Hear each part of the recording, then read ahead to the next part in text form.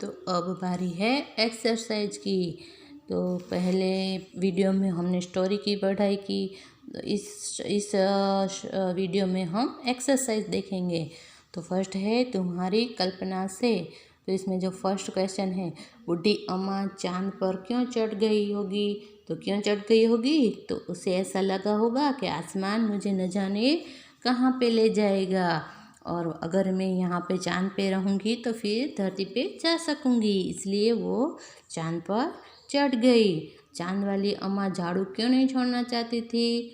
तो दूसरा क्वेश्चन ये है, तो क्यों नहीं छोड़ना चाहती थी? क्योंकि अम्मा के पास एक ही झाड़ू था।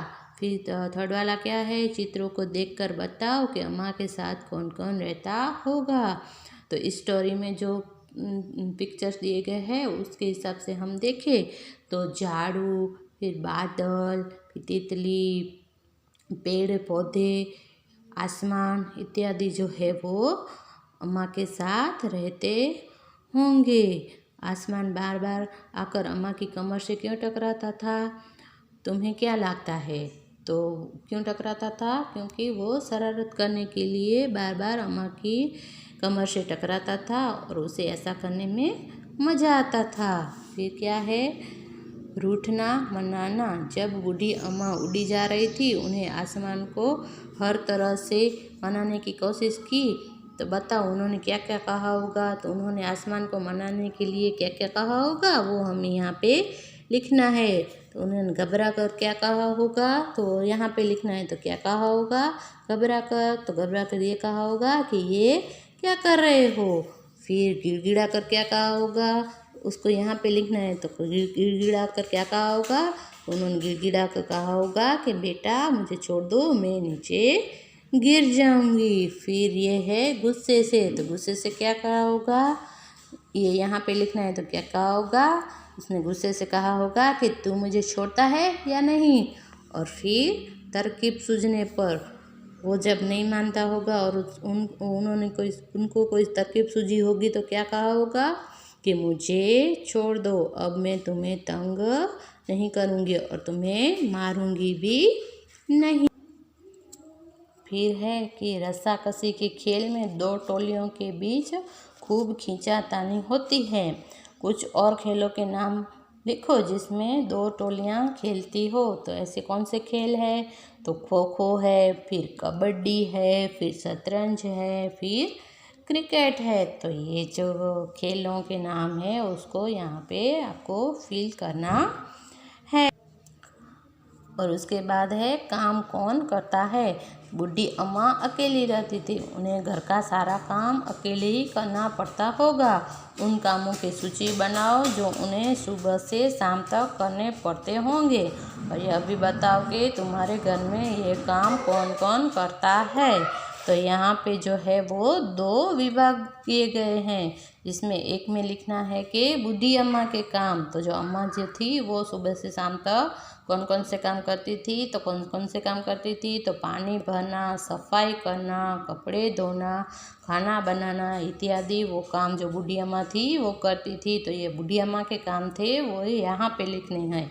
और मेरे घर में कौन करता है? तो ये जो सारे काम है, पानी भरना, सफाई करना वगैरह काम जो है आपके घर में कौन करता है?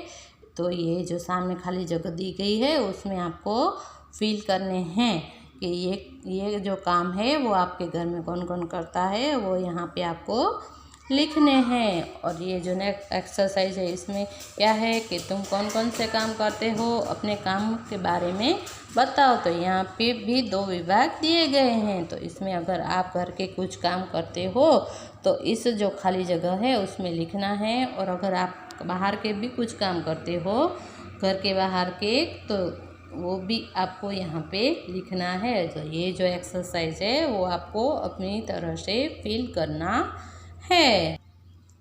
इसके बाद का है कितने नाम कितने काम। इस कहानी में नाम वाले और काम वाले कई शब्द आए हैं, उन्हें छांटकर नीचे तालिका में लिखो। तो ये जो स्टोरी है वो आप पढ़ेंगे तो उसमें कुछ नाम आए होंगे और कुछ जो है क्रिया है यहाँ के यानी कि करने वाले काम आए होंगे। तो ये जो फर्स्ट है उसमें नाम वाले शब्द लिखने हैं और ये जो सेकंड है उसमें काम वाले शब्द लिखने हैं, जैसे कि आसमान, चांद, पानी, झाड़ू इत्यादि जो है वो नाम वाले शब्द है, इसलिए इसको यहाँ पे लिखा है। और उठाना, खाना बनाना, पानी लाना, झाड़ू लगाना, ये जो शब्द है वो काम वाले शब्द है, तो इसे यहाँ पे लिखना है। तो इस तरह से आपको भी अपनी जो टेक्स्ट बुक है उसमें आपको इस तरह से फील करना है स्टोरी को पढ़ के। फिर ये लास्ट वाला क्या है कि तुम्हारी शरारत, अपनी किसी शरारत के बारे में लिखो। तो जो सब जो छोटे होते हैं तब कोई ना कोई शरारत तो करते ही हैं। आपने भी कोई शरारत की होगी और आपकी भी कोई शरारत जो है वो यादगार होगी। अगर कोई आपकी ऐसी शरारत है जो आप सबके साथ शेयर करना चाहते हो तो उस शरारत को 2-3 सेंटेंस में आपको यहाँ पे अपने हिसाब से लिखना है।